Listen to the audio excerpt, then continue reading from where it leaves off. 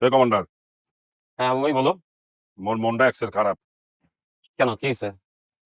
শুনলাম তুমি নাকি ব্যাচেলর পয়েন্টের সিজন 5 মোরে বিদেশ পাঠাইয়া দিবা। হ্যাঁ বিদেশ পাঠানো উচিত না? 4টা সিজন হয়ে গেল, তোমার তো এখনো বিদেশ পাঠাতে পারলাম না। একবার কাতার গেলা, আবার এখান থেকে চলে আসতে হইলো। তো আমরা ফাইনালি ডিসিশন নিছি যে তোমাকে সিজন 5-এ আমরা বিদেশে পাঠিয়ে দিব। না, মুই বিদেশ যাবো না। কেন?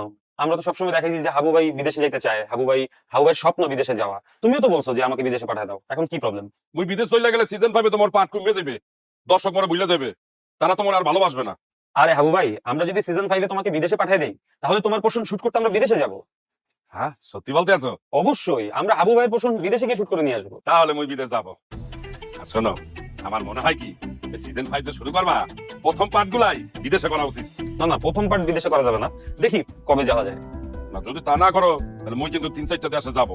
মোর খুব ইচ্ছা মালয়েশিয়া, কাতার, দুবাই আর আমেরিকা যাবো।